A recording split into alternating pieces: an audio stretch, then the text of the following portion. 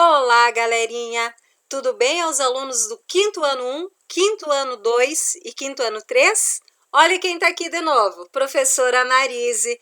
Hoje eu venho aqui para falar mais uma vez em meu nome e em nome da professora Márcia Bus do quinto ano 2.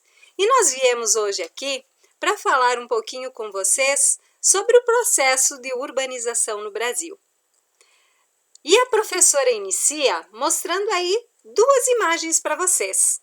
A primeira imagem, esta imagem que eu vou colocar aqui, o laserzinho, ele está mostrando a nossa cidade de Cunhaporã, que aparentemente, e que nos mapas, e quando nós perguntarmos para as pessoas, nós vamos dizer que nós moramos numa cidadezinha no interior do oeste do estado de Santa Catarina, não é mesmo?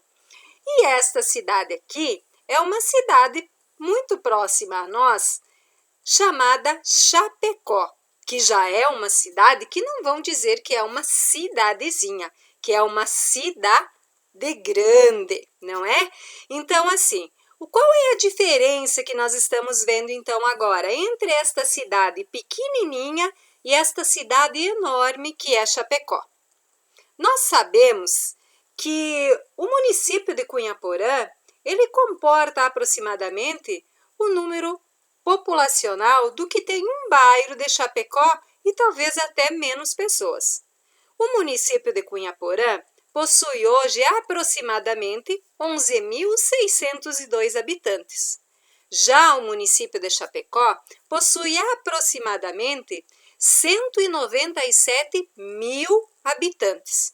Então, assim, a gente percebe que o município de Cunhaporã é pequenininho perto do município de Chapecó. Mas e agora? Como é que Cunhaporã ficou desse tamanho todo?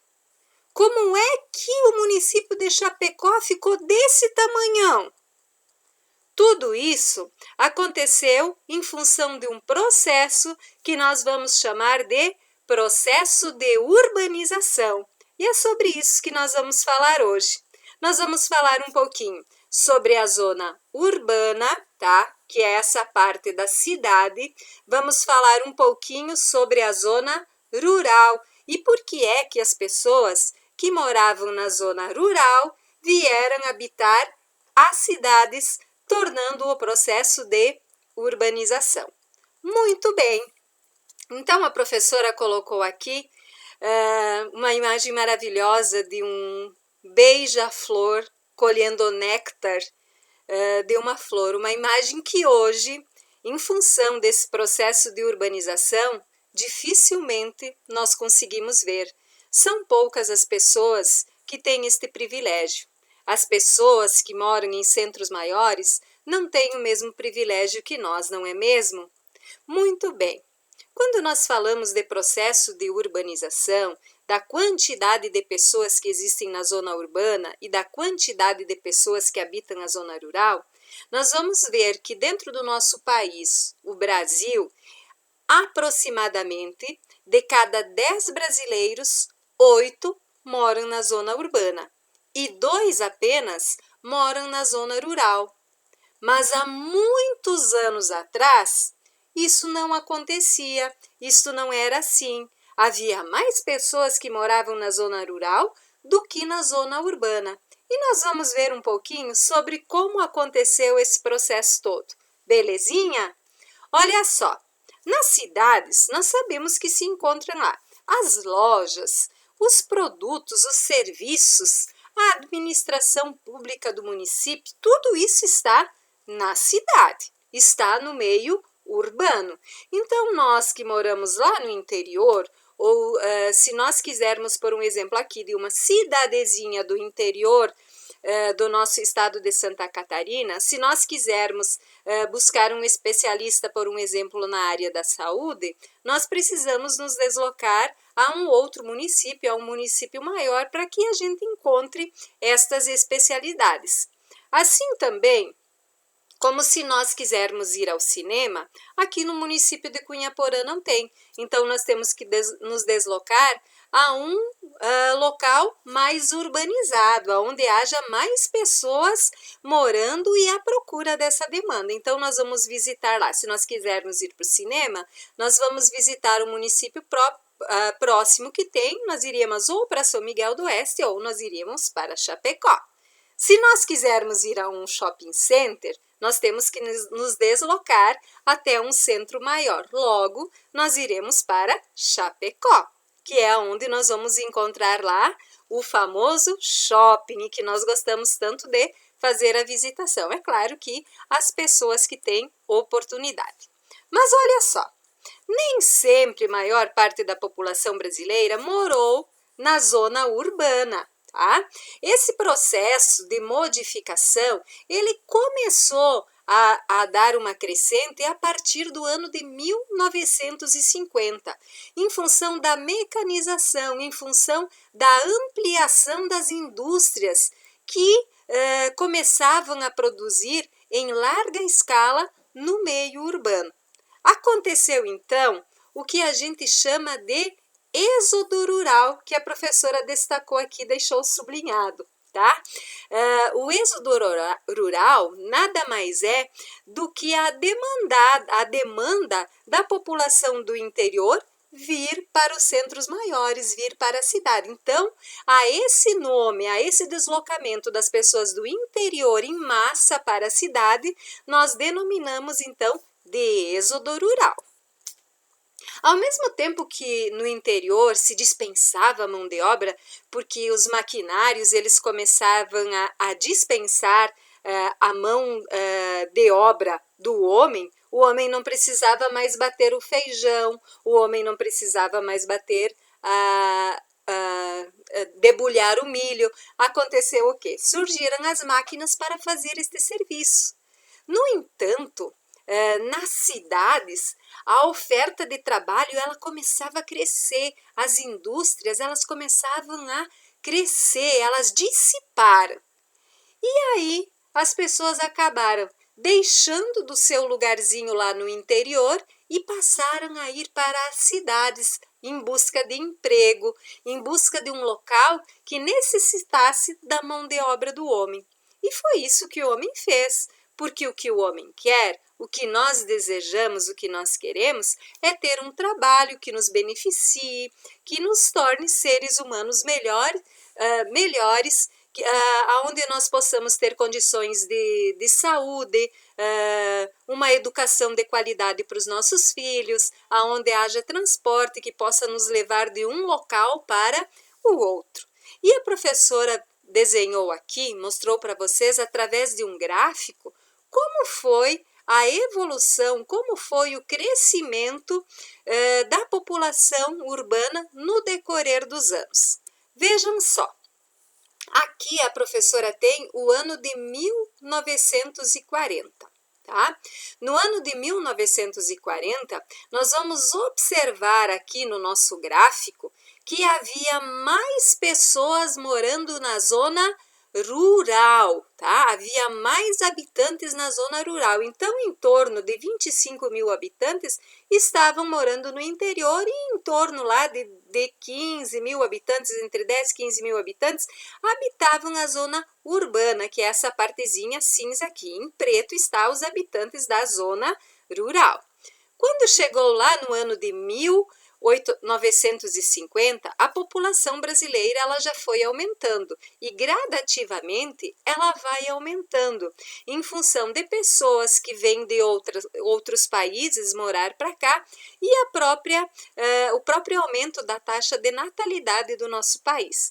Então, no ano de 1950, vejam só que a população urbana já cresceu e já atingiu aproximadamente a metade da população que habitava na zona rural. Quando nós chegamos lá no ano de 1960, o negócio estava emparelhando. Nós tínhamos um pouco mais de pessoas habitando a zona rural do que na zona urbana, mas nós estávamos quase lá, estávamos taco a taco. No ano de 1970, a população rural, olha só o que aconteceu, decaiu. Enquanto isso, a população urbana foi crescendo. Hoje, nós temos mais do que muito além do dobro, talvez o triplo, nós possamos falar, de pessoas habitando na zona urbana e menos pessoas morando na zona rural. No entanto, hoje nós temos as pequenas propriedades que acabam se extinguindo. Nós as vemos ainda nas nossas cidades pequenas do interior. Nos lugares maiores, o que foi que aconteceu? Os grandes proprietários acabaram adquirindo grandes áreas de terra e fazem com que a produtividade aconteça. Mas nós também sabemos que para manter esse Brasil todo funcionando e andando de pés firmes, nós precisamos do pequeno agricultor, que é o agricultor das nossas cidadezinhas, das cidades como é o município de Cunha Porã. Vejam só, a partir da década de 70, do ano de 1970, a população urbana ela se tornou maior do que a rural. Mas agora a gente se pergunta, as cidades estavam preparadas para receber esse povo todo que debandou lá do interior para a cidade? Será que a cidade tinha estrutura para aguentar isso tudo? Em tão poucos anos, aumentou tanto a população urbana e a população rural foi diminuindo? Muito bem. Olha só, a professora aprendendo com as tecnologias, né? Cada dia as pessoas ensinam algo novo para nós e a professora também vai evoluindo, assim como foi evoluindo a zona urbana, né? A professora precisa se reciclar, já tá uma noninha também, tá? Mesmo parecendo uma piveta. O crescimento das cidades, ele aconteceu de forma emergente, tá? Ele foi assim muito rápido, em função da impulsão econômica. E também, além das cidades crescerem, elas acabaram tendo problemas bem sérios. E tudo isso se deve à falta de planejamento. O que é que aconteceu? As cidades elas foram crescendo de forma desordenada. As pessoas não planejavam aonde se daria um bairro, as pessoas não se planejavam se onde elas iriam morar haveria lá uma coleta de lixo, uma rede de esgoto, se haveria água potável para que elas pudessem beber. Elas simplesmente foram indo morar para as cidades. As pessoas que não tinham terrenos para morar, elas foram se abrigando em morros, foram se abrigando próximos a rios e ali elas acabaram ficando e buscando empregos e meios de subsistência. Mas aconteceu que os meios de transporte acabaram se tornando escassos, acabaram ficando cada vez menores. E as pessoas precisaram, então, começar a ampliar essa questão do transporte. Faltavam também moradias. Logo, surgiram o que a gente chamava, naquela época, de cortiços, tá? E nós já vamos falar dos cortiços. O aumento das cidades, ele trouxe uma evolução, mas ele também trouxe uma preocupação em função desta falta de planejamento. Lá na década de 50, tá? As cidades elas iam crescendo e a gente começou a ver algumas discrepâncias, algumas diferenças entre os locais que eram planejados e os locais que não eram planejados. A professora colocou aqui, ó, uma imagem de um local planejado e aqui uma imagem de um local não planejado, que a gente já vai falar sobre isso, tá? Então, assim, enquanto que algumas pessoas procuravam para construir as suas casas, os seus lares, em locais planejados, onde engenheiros e a municipalidade fazia lá a medição dos lotes, outros, como a professora já disse antes, se colocavam em qualquer local. E o que acabou gerando isso? Uma falta de conforto, falta de estrutura, falta de segurança. As pessoas com maior poder aquisitivo, eles é claro que iriam construir as suas casas em locais planejados. E as pessoas que não tinham condições, elas iriam utilizar espaços que não estavam planejados, aonde eles conseguiriam construir a sua casinha, mesmo que adquirindo a sua área de terra de forma ilícita, eles adquiriam e iam construindo as suas cidades. E aí a gente vê nas imagens que a professora colocou aqui, ó, um local bem planejado, tá? Olha só, uma casa bem construída, se planejou a rua, já tem asfalto, aqui há terrenos à venda, tá? E aqui o que é que nós estamos vendo? Lixo a céu aberto, né?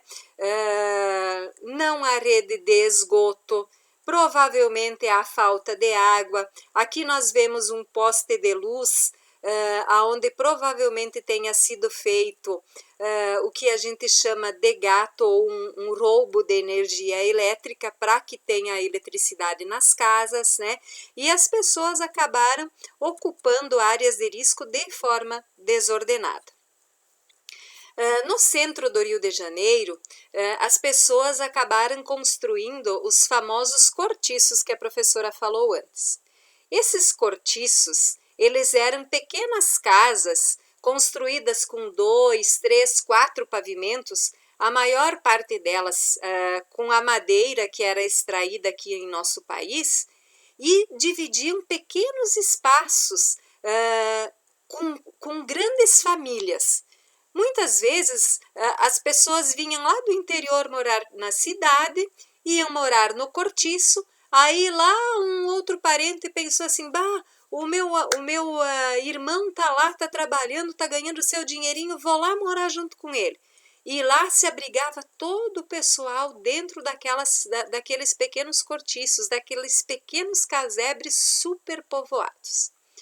O governo do Rio de Janeiro, lá no início do século XX, ele resolveu pagar para as pessoas saírem desse cortiço. Então, eles deram uma determinada quantidade em valor financeiro para as pessoas, para que elas saíssem de lá, e no lugar daqueles cortiços, eles acabaram construindo grandes casarões, prédios enormes, avenidas, tudo muito bem planejado, tá? Com um rico sistema de água, de esgotos, meios de transporte que circulavam, e as pessoas que moravam nesses cortiços, o dinheiro que eles receberam era muito pouco para comprar uma casa digna. Assim como também, se eles tivessem que pagar aluguel, esse dinheiro logo acabaria. Então, o que eles pensaram em fazer? Em buscar um lugar para viver, tá? E essa população pobre que habitava nesses cortiços, que não tinha agora dinheiro para comprar uma casa digna, ela acabou ocupando morros da cidade do Rio de Janeiro, tá? Ocupando a periferia, os bairros próximos a riachos, lugares inabitáveis. Tá? E esse processo todo, onde as pessoas deixaram os seus cortiços, acabaram comprando pequenos lotes em locais impróprios, acabaram ocupando morros, construindo em lugares super perigosos, acabou formando as favelas, que são habitações super precárias em locais que eu vou dizer assim que são desumanos de se habitar.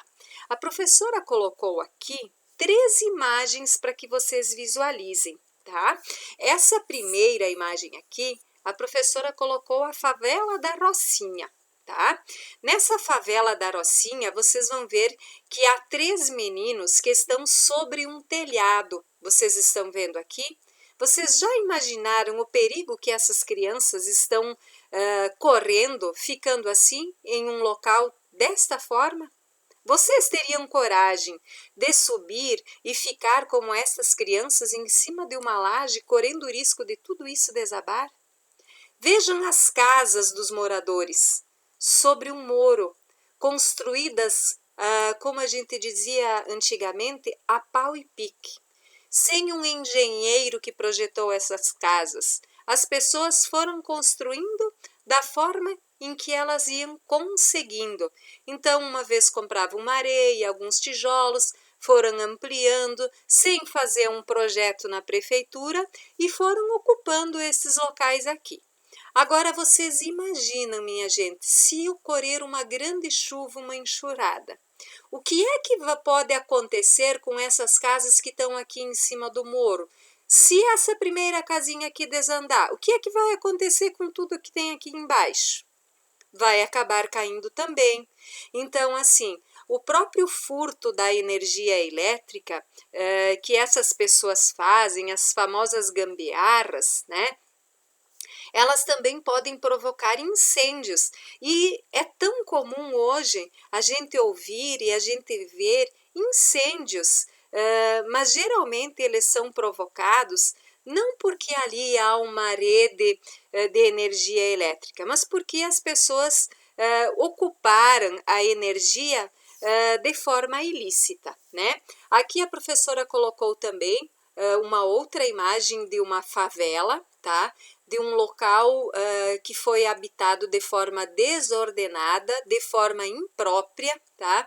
A gente vê aqui, ó, várias pessoas andando sem camisa pelas ruas, né? Carregando coisas para cima do morro. Por quê? Aqui são vielas, são ruas muito pequenas e difíceis de um carro passar. Aqui vocês acham que passaria um carro nesse espaço que a professora está mostrando agora? Em hipótese alguma passaria um carro aí. Olha só, tem aqui a Brasília no cantinho, no meio está aqui o Fiat Uno. Será que passa um carro aqui e depois para subir lá em cima do morro? Como é que eles vão fazer? O principal meio de transporte deles é a pé mesmo, tá? Eles andam para subir o morro, ou então eles vão lá com motos, ou então subindo com bicicleta e levando os produtos lá para cima do morro. Sem contar que nesses locais as famílias que estão ali morando, são a maior parte delas, a professora não pode generalizar, mas a maior parte delas são pessoas carentes e pessoas que já vêm com uma falta de estrutura familiar. Então, acontece muitos desvios de comportamento de pessoas que residem ali. Geralmente, traficantes de drogas ocupam estes morros, pessoas que cometem outros tipos de furtos, assassinos, né? Eles vão se esconder aonde? Aonde há muita população e geralmente eles se escondem no meio das pessoas que são mais fragilizadas, tá? Aqui a professora também colocou um morro, o Morro da Cruz, famoso Morro da Cruz, da capital do nosso estado, onde também nós vemos diversas habitações que foram construídas ali de forma imprópria, tá? Muito bem. As mudanças nas cidades, elas podem ser observadas de que forma? Através dos registros, não é mesmo?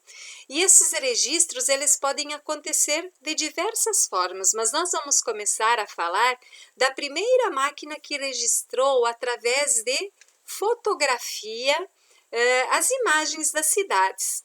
Na realidade, a primeira máquina ela não se chamava de máquina fotográfica e nem tampouco era um celular ou então um iPhone ou uma câmera, né? Então, assim, de que forma que eles utilizavam para fazer as fotografias? Eles utilizavam um equipamento chamado daguerreótipo. Tá? Esse nome daguerreótipo foi recebido em homenagem ao inventor da primeira máquina fotográfica, que foi o Louis Daguerre.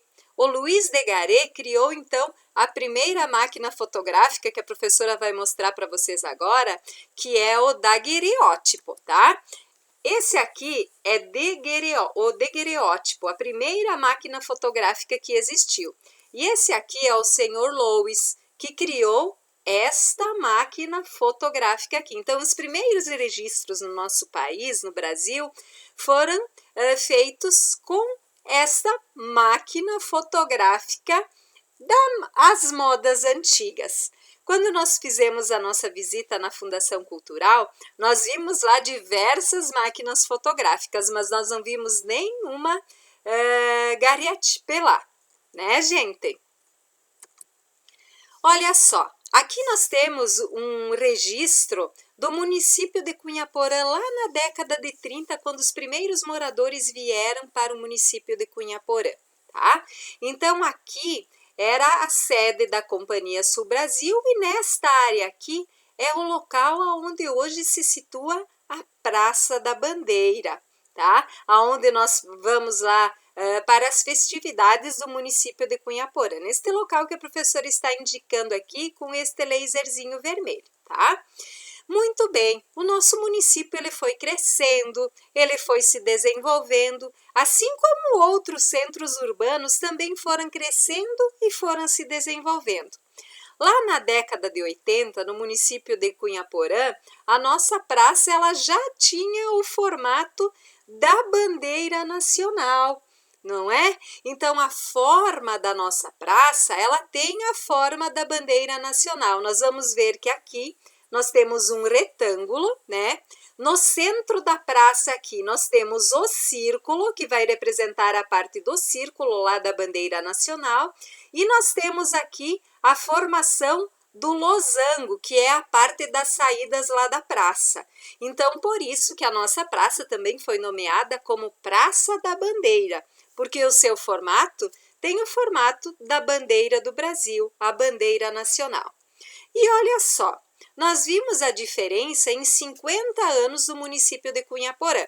Aqui nós temos o município na década de 30, por volta do ano de 1930. Aqui nós temos o município de Cunhaporã na década de 80, em torno do ano de 1980. Agora, pasmem ao ver como está a nossa Praça da Bandeira no ano de 2019, que foi lá no aniversário do município de Cunhaporã, quando nós comemoramos 61 anos de aniversário. Vamos lá? Não vamos se assustar, não. Essa é a nossa querida Cunhaporã. Vocês podem observar a evolução nas próprias fotografias, tá? A primeira fotografia, ela era uma fotografia preto e branco, não é? A segunda fotografia, ela estava lá, então, avermelhado. E as fotografias hoje, esta fotografia, por um exemplo, ela foi tirada com um drone, não é? Então, vejam como a tecnologia evolui, como o nosso município evoluiu. Vendo a evolução do nosso município, nós podemos também imaginar municípios que estão estrategicamente bem localizados, como, por um exemplo, o município de Chapecó, o município de Maravilha, que está crescendo muito também, que fica perto da BR, aonde passam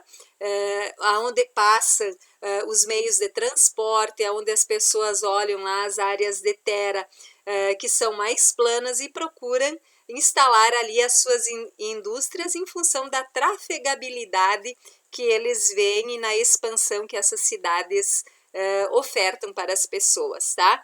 Então, vejam, Cunhaporã em 1930, Cunhaporã em 1980 e Cunhaporã em 2019. Vejam quanta evolução. Se nós evoluímos desta forma, imaginem vocês municípios maiores como São Paulo, Rio de Janeiro, Salvador, Minas Gerais, a própria Chapecó, que é a nossa vizinha aí. Chapecó surgiu quando surgiu Cunhaporã e eles evoluíram muito mais de forma técnica. Por quê? Porque grandes empresas ali se instalaram e precisavam da mão de obra que foi oferecida pelas pessoas que moravam aqui na região e que buscaram fontes de emprego neste município, tá? O nosso povo, vocês, nós temos memória, tá?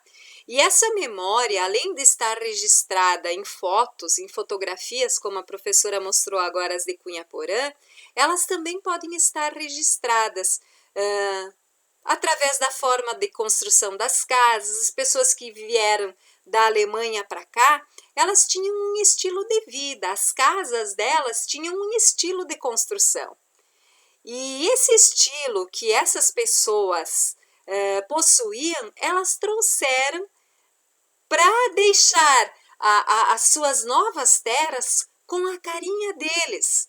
Então, eles trouxeram aqui os tipos de habitações, trouxeram fotografias, muitos trouxeram livros, e nesse material, objetos, né? Eles trouxeram também mobília, os móveis, né? E assim como eles iam construindo aqui, eles construíam conforme as características dos seus países de origem. E tudo isso eles acabaram deixando registrado. Eles deixaram registrado contando dos vovós para os netos, dos pais para os filhos, foram escrevendo em livros, foram fazendo registros em fotos, e nós temos vários registros, várias formas de memórias, né, que estão gravadas. Além disso tudo que a professora falou, dos documentos, das fotografias, há também muitos monumentos e construções que têm um grande valor artístico e cultural nas cidades. Tá? O nosso município de Cunhaporã também tem alguns lugares que as pessoas gostam de visitar quando vêm aqui, porque são considerados monumentos, porque são considerados locais que quando se vem a Cunhaporã é impossível não se visitar. Para preservar estes locais, esses monumentos, estas construções, nós temos um instituto que cuida de toda esta questão cultural. Este instituto que cuida do patrimônio artístico, do patrimônio cultural, tanto da unidade federativa quanto da unidade municipal, se chama IPAM, tá? Que é um instituto que cuida das coisas antigas, das memórias que nós guardamos. Quando a gente quer preservar, quando a gente quer proteger, quando a gente quer valorizar essa história e esses monumentos, essas construções, nós dizemos que nós vamos tombar este bem. Mas este tombamento que a gente fala não é um tombamento de derrubar, é um tombamento de preservar. Eles chamam tombamento a preservação dos monumentos, das construções antigas. A professora vai usar aqui com vocês um exemplo bem prático de tombamento. Quem já visitou o município de Maravilha, quem já teve a oportunidade de visitar, deve ter visto que lá há também uma Casa da Cultura, assim como nós temos em Cunhaporã. A Casa da Cultura de Maravilha é um monumento tombado. É um local que a gente diz que foi tombado. É a casa mais antiga do município de Maravilha, que eles cuidaram dela, eles preservaram, fizeram as reformas de forma que ela mantivesse a mesma estrutura que as pessoas que a construíram deixaram. Os móveis que eles têm dentro desta casa, eles também são móveis antigos, móveis preservados. Então, ali eles colocaram o Centro de Memórias do município de Maravilha. Isso não é interessante e importante? Olha só, galerinha. Além do município de Maravilha, nós temos outros locais também que são bem famosos e aonde aconteceram os tombamentos. Um dos locais que é muito visitado pelas pessoas aqui da nossa região é o município de Santo Ângelo, que possui uma catedral que foi tombada. É uma catedral muito antiga, tá? E as pessoas estão procurando mantê-la, conservá-la em função do seu valor artístico. Dentro dela, a parede toda ela foi construída por trabalhadores locais e todas as vezes que eles vão fazer qualquer espécie de reforma, é estilo barroco, se eu não me engano, né? A construção desta catedral, ela foi construída através de uma arte chamada de arte barroca. Então, quando as pessoas vão lá fazer a manutenção desse espaço, desta igreja, Eles vão lá com instrumentos próprios e eles não podem mudar a personalidade, eles não podem mudar nenhuma parte da estrutura desta igreja.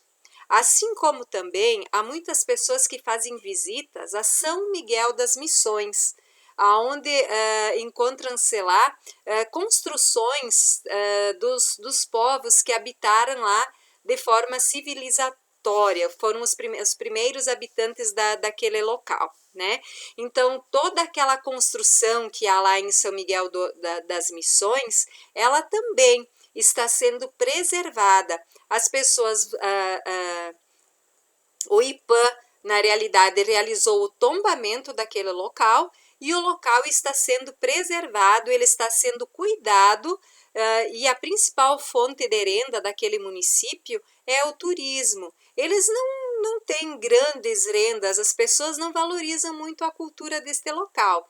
Mas quando a gente vai lá olhar tudo o que acontece, conhecer um pouquinho da história do Brasil e a história daquela região, a gente vê o quão rica é a cultura e a história daquele povo que viveu naquele local, tá?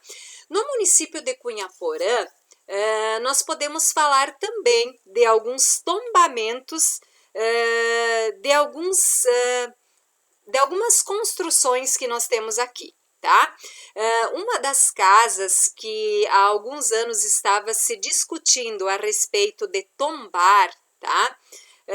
De preservar, de se cuidar a sua manutenção, é a Casa da Cultura Paulo Ismael Pan, que guarda também lá o nosso museu, né, gente, os itens antigos da cultura do povo, das primeiras habitações que vieram para Cunhaporã, e também a casa da Dona Crista Wolff, na linha Glória, no interior do município de Cunhaporã. A casa da Dona Crista Wolff é conhecida como a casa mais velha do município de Cunhaporã. E a professora traz para vocês aqui duas imagens. Uma imagem da casa da Dona Crista Wolff, que há estudos para que se faça o tombamento desta casa, tá? A casa mais antiga do município de Cunhaporã. Esta foto deve ter sido tirada há uns 2, talvez 3 anos atrás, quando os alunos do serviço de convivência fizeram a visita a esta casa, tá? Alunos do núcleo da nossa escola também já foram visitar a casa da Dona Crista Wolff, logo no processo, quando eles estavam falando a respeito do tombamento desta casa, ou seja, da preservação da sua estrutura física, assim como também os utensílios que a Dona Crista tem no interior da sua casa. Os móveis são todos eles antigos e todos eles muito bem conservados. Então, para que, quem sabe, possivelmente no futuro a gente possa fazer a visitação da casa mais antiga da cidade ou quem sabe ela se torne um museu, é necessário que se crie uma lei, então, para se tombar essa casa, ou seja, para mantê-la preservada. E aqui nesta segunda imagem, a professora colocou a Casa da Cultura Paulo Ismael Pan, a qual nós também realizamos a visita no ano passado, quando nós éramos alunos do 4º ano 1 e do 4º ano 3 na época, né? Então, a gente foi até a Fundação Cultural, até a Casa da Cultura, nós fomos lá para pegar livros, porque a Casa da Cultura guarda muitos livros,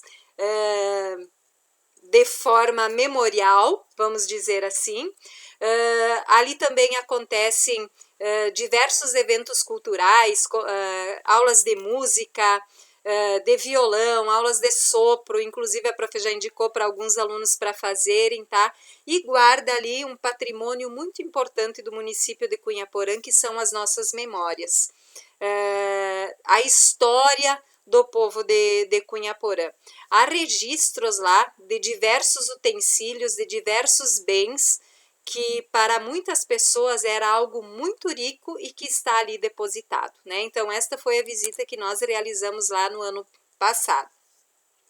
Nessa imagem aqui, a professora está mostrando para vocês o famoso Pelourinho, lá da Bahia, em Salvador, na Bahia, né, minha gente?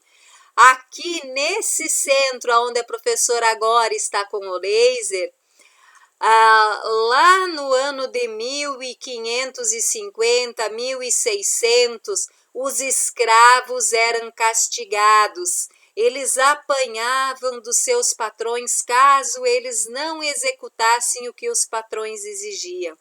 Estas casas, estas construções que a gente vê aqui, são memórias dos antigos casarões, das antigas fazendas, as quais abrigavam os africanos, abrigavam os negros que eram os escravos.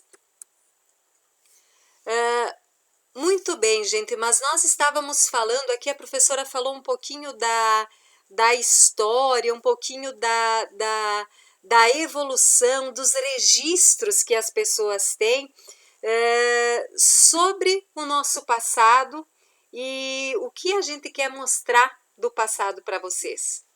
Mas o foco da aula, o foco da nossa fala de hoje é falar sobre como as cidades cresceram. O que provocou esse êxodo rural, a vinda das pessoas do interior para as cidades?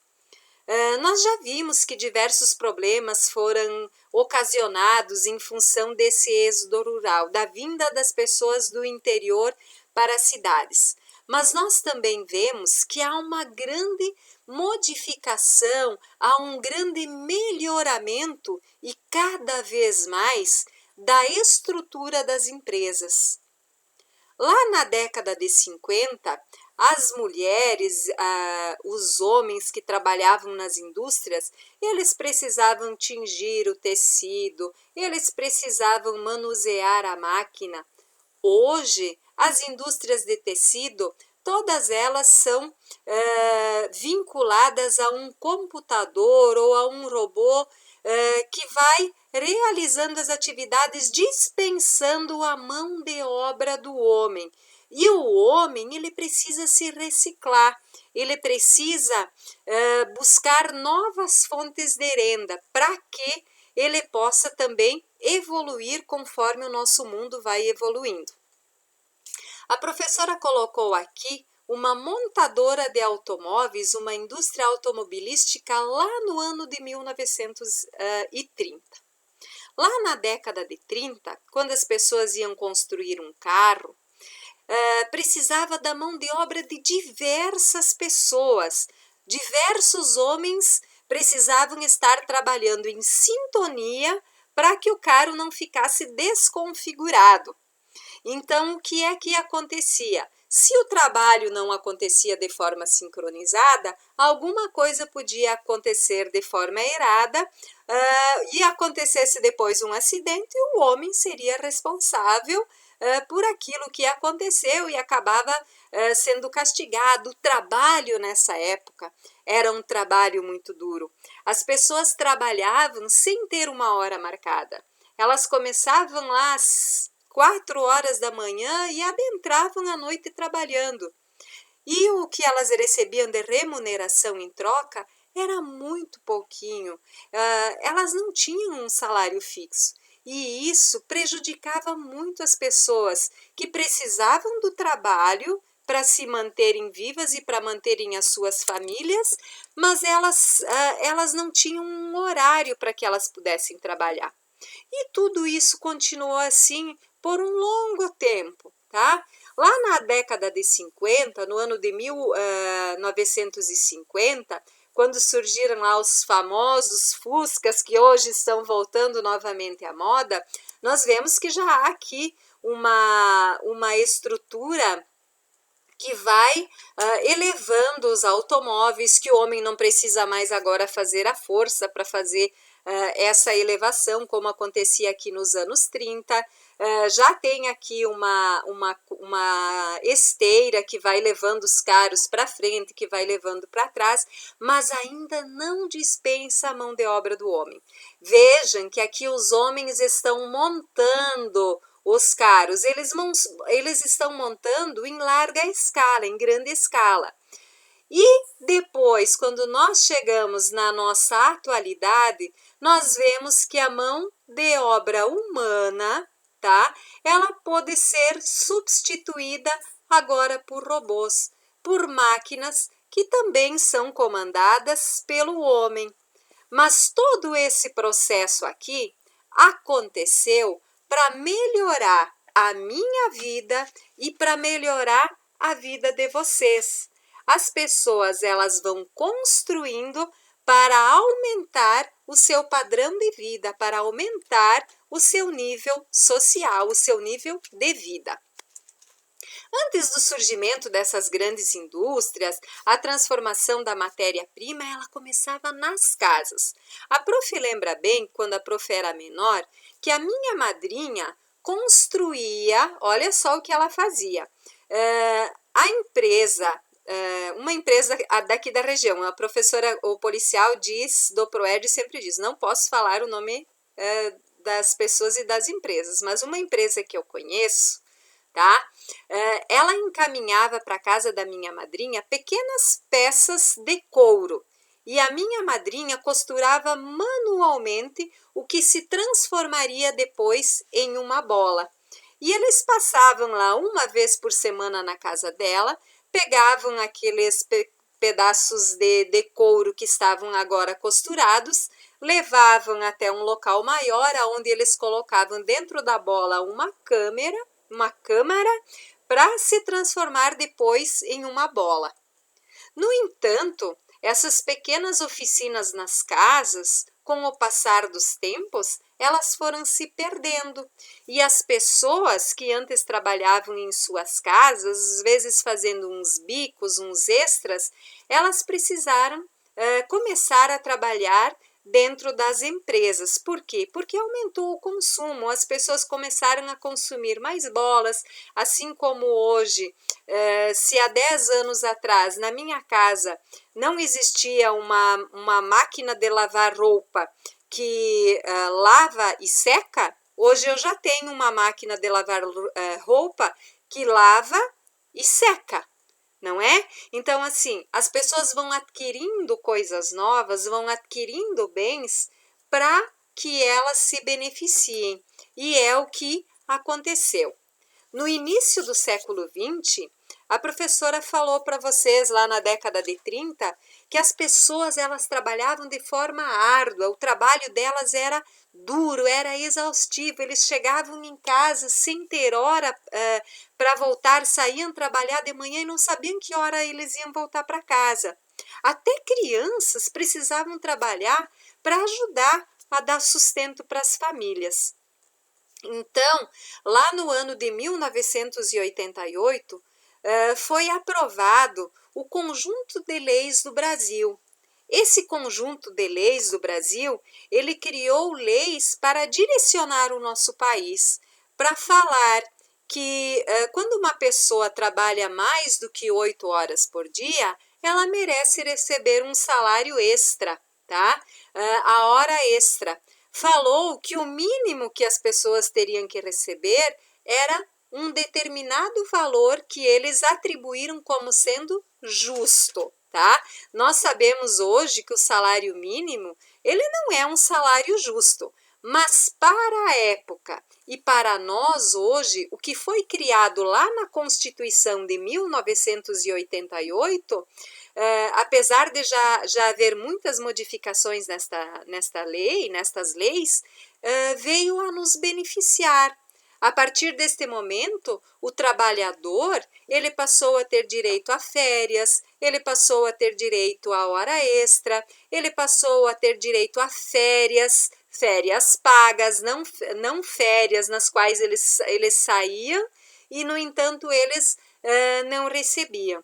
O trabalhador, ele passou a ter mais respeito por parte do patrão. O patrão passou a respeitar também o funcionário, não apenas o contrário, que era o funcionário respeitar o seu patrão. Vejam só, nas últimas 3 décadas, esse avanço, esta melhora nas indústrias, ele está acontecendo muito rápido. Queridos, a professora sempre diz que a professora está vivendo há 6 décadas. E as últimas 3 décadas que eu tenho vivido, elas nos trazem avanços incríveis. A professora nasceu lá no ano de 1970. No ano de 1970 havia telefone, sim. Havia telefone. Mas os telefones, eles não são do tipo celular que nós temos hoje. Eles não são os smartphones que nós temos hoje. Nós bem vimos e falamos no ano passado, o Bernardo, que foi muito espertinho, perguntou para a professora quem foi que criou o primeiro telefone, e lembro bem que fui pesquisar e levar a resposta depois para o Bernardo. Nós vimos lá, fomos fazer a visita também na Casa da Cultura, vimos como eram os primeiros telefones, a evolução desses telefones para chegar ao que nós temos hoje. Uma maquininha com a qual nós podemos nos comunicar, com a qual nós podemos tirar retratos, fazer registros das memórias da nossa história.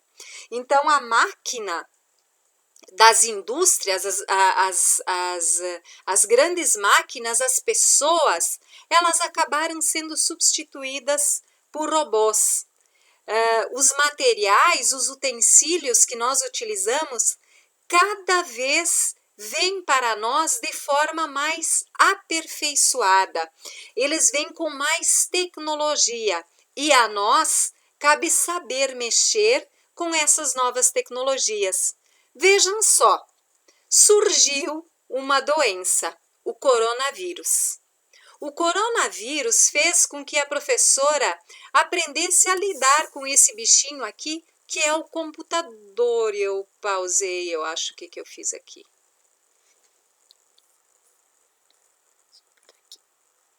Não pausei. Vocês estão vendo o que a professora fez?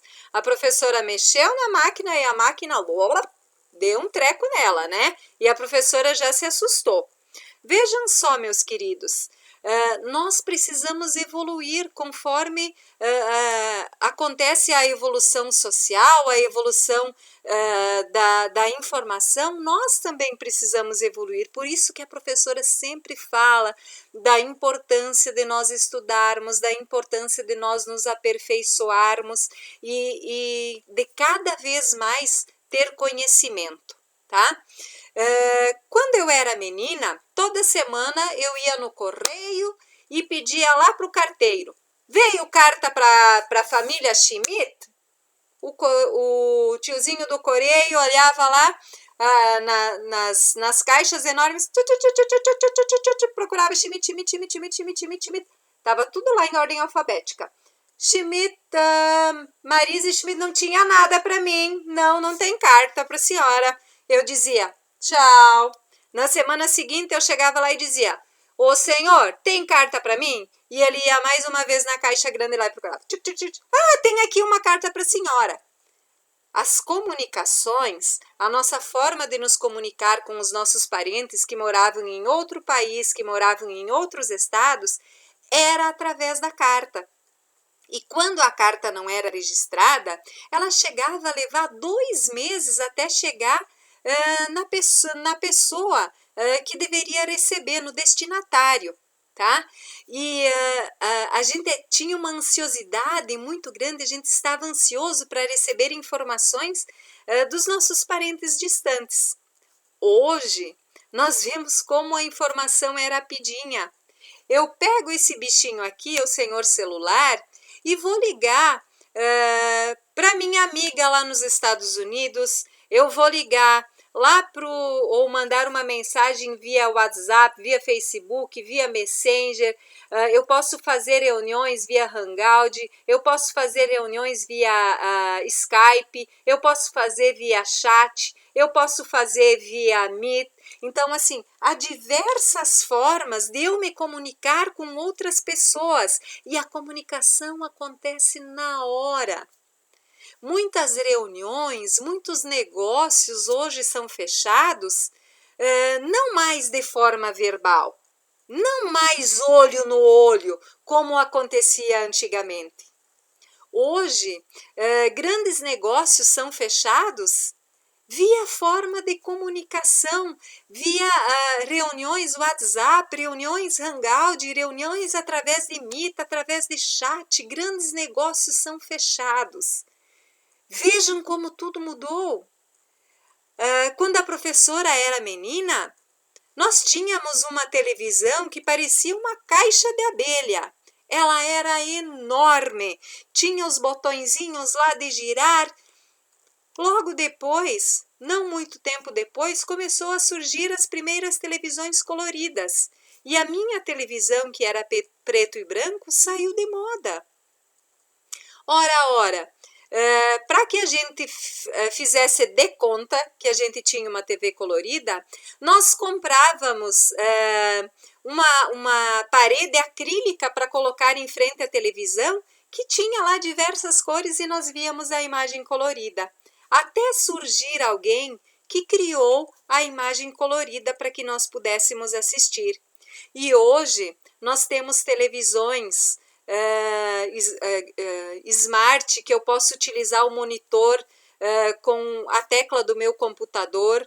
Eu posso assistir filmes dos mais variados tipos na televisão. Eu ouço notícias em tempo real na televisão. Então, os meios de comunicação, eles também estão ampliando. Os jornais escritos, vão acabar perdendo campo para os jornais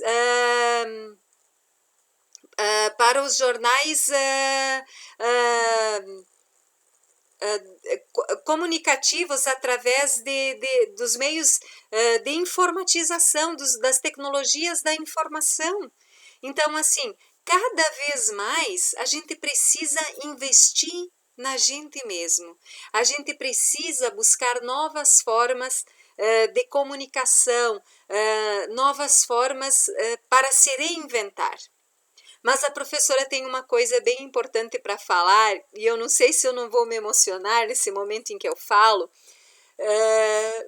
porque a tecnologia está aí, tá? As formas da gente trabalhar ao longo da história, elas estão se transformando. Os meios de transporte estão se transformando, mas não tem nada que vai substituir o contato caloroso do abraço. O meu contato com vocês, mais caloroso, mais afetuoso, é através do abraço. É através dessa nossa comunicação verbal, do olho no olho, do poder dizer o quão importante vocês são, de ver as estripulias que vocês fazem, as palhaçadas que vocês fazem, as gargalhadas que vocês dão. A melhor forma de se viver tudo isso é olho no olho, é cara a cara. E eu vou dizer que a tecnologia, ela jamais vai dar para nós o calor do contato humano, né? Muito bem. Essas mudanças que aconteceram durante os anos, elas aconteceram em diversos setores de infraestrutura, nas indústrias, na questão da comunicação, dos meios de transporte. Ela também aconteceu entre mulher e homem. Há muitos anos atrás, quem era responsável em trabalhar fora e trazer o sustento para as casas, para as famílias, eram os homens. Então, o homem saía trabalhar e a mulher, ela se dedicava unicamente às tarefas do lar. Ela lavava, ela passava, cuidava da casa, cuidava dos filhos. E a mudança, ela chegou também nas famílias, e desde o ano de 2016, o IBGE consegue comprovar que há tantas mulheres trabalhando quanto homens também, tá? Então, assim, isso está se equiparando, isso está se equilibrando. Hoje nós vemos os homens auxiliando também nas tarefas domésticas e as mulheres trabalhando fora, não é mesmo? Há mulheres que recebem os mesmos salários que os homens, há mulheres que recebem muito mais do que os homens. E dentro das nossas casas, as tarefas domésticas, o cuidado com os filhos, o lavar, o passar, o cuidar da casa, todo esse trabalho ele não vai ficar mais apenas na mão da mamãe, ele também vai ficar com os cuidados dos pais.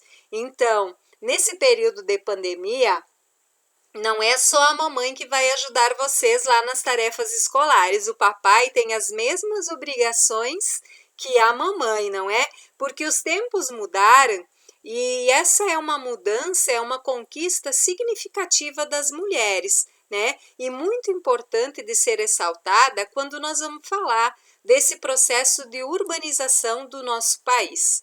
Ora, vejam o que a professora trouxe aqui, a imagem de uma modificação drástica na nossa sociedade. A partir do momento em que o homem inventou a roda, logo também surgiram outras invenções a partir da roda. E eles dizem que a roda é o início do desenvolvimento, porque a partir de então, a partir do surgimento da roda, novas invenções foram possibilitadas. Aqui a professora vai mostrar para vocês um pouquinho sobre a evolução dos meios de transporte, então. Olha só, a partir do momento da criação da roda, aqui nós temos a roda toda ela feita em madeira, mas já com um carro de boi. Eles pensaram, o boi pode puxar, eu vou colocar lá 2 rodas, vou colocar uma tábua em cima, o boi pode puxar e eu vou tratar de fazer o boi puxar a roda, né? Puxar a carroça. Então, aos poucos, os homens foram percebendo que eles poderiam extrair, tirar vantagem desta evolução. Então, os primeiros carros de boi, eles eram responsáveis por levar lá as produções dos agricultores, a madeira para construir as pequenas casas, e os bois não eram judiados na realidade, né, gente? Porque eles estão aí para servir o homem. E Deus, quando criou a humanidade, se nós vamos olhar através da teoria criacionista, ele colocou lá os animais a serviço do homem, né? Então, o homem utilizou o animal para puxar, então, as carroças com os produtos, com a matéria-prima, com a qual ele fez com que a evolução acontecesse, tá? Então, nós temos a imagem aqui das primeiras carroças, como as pessoas realizavam todo esse processo de transporte da matéria-prima.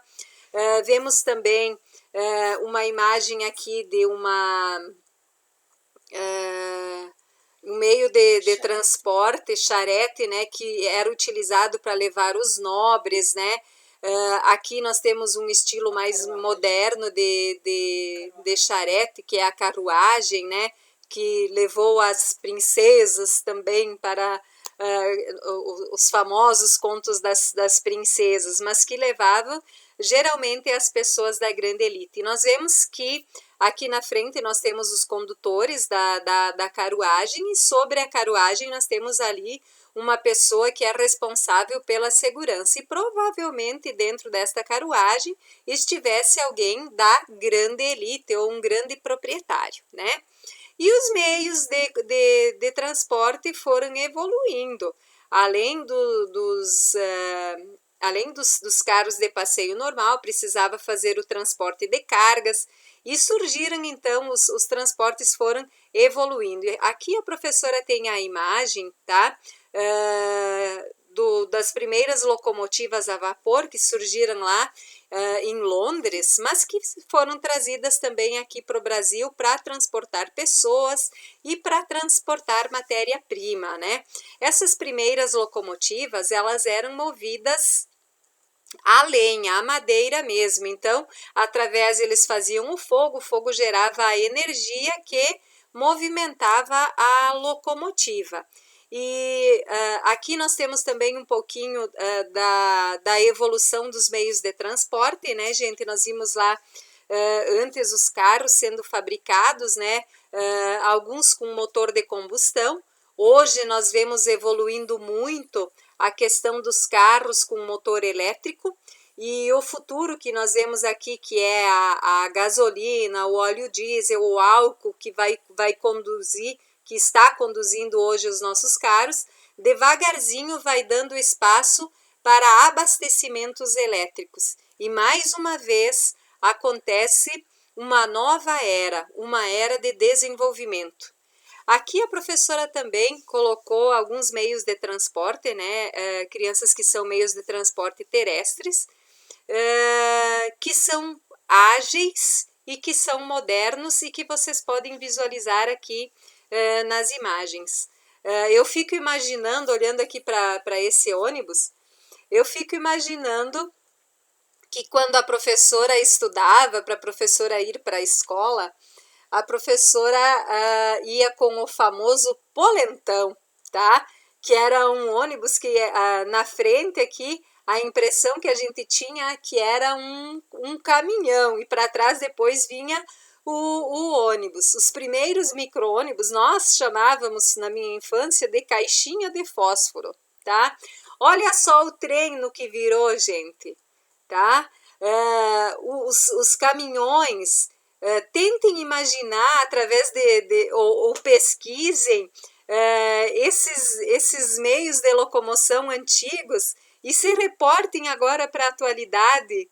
Criança, quanta transformação, quanta coisa boa que esse processo de urbanização trouxe para nós. Cada vez mais o homem evolui. Aqui eu tenho mais algumas imagens da transformação. As pessoas descobriram que elas poderiam navegar sobre os rios, sobre os mares. Então elas criaram lá primeiro as jangadas, depois elas criaram as canoas, criaram a caravela, criaram o barco à vela. Hoje nós já vemos navios, vemos cargueiros que fazem transportes de grandes cargas. As pessoas que são pessoas afortunadas, pessoas ricas, os grandes proprietários que possuem iates para fazer o seu lazer, trazendo benefícios para si próprio.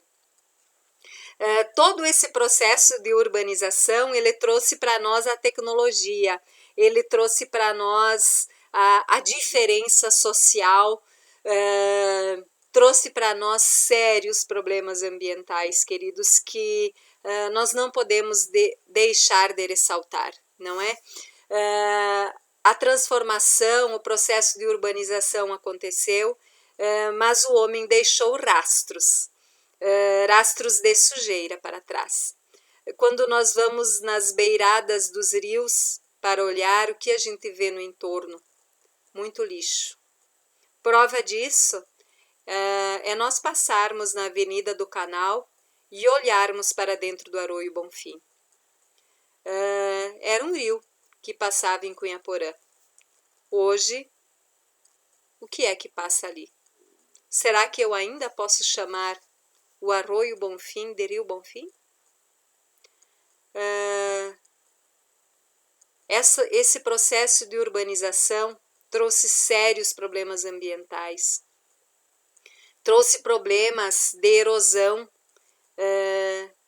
trouxe problemas de desmoronamentos, problemas de falta de água, trouxe problemas quando surgiram as favelas, o crescimento desordenado e impróprio de alguns locais. Todo esse crescimento desordenado e sem planejamento faz com que hoje muitos municípios passem por enchentes, principalmente as grandes cidades. Nós podemos ver lixões a céu aberto, nós podemos ver muita poluição e inclusive chuva ácida em muitos municípios que a gente vê nos grandes municípios, nos grandes centros urbanos. Muito bem. A professora falou sobre o processo de urbanização, falou para vocês bastante coisa sobre como as coisas evoluíram. Mas eu também disse para vocês que cada vez mais nós precisamos conhecer e saber as coisas, ter cada vez mais conhecimento. E a professora não poderia sair desta aula sem umas perguntinhas básicas para deixar para vocês.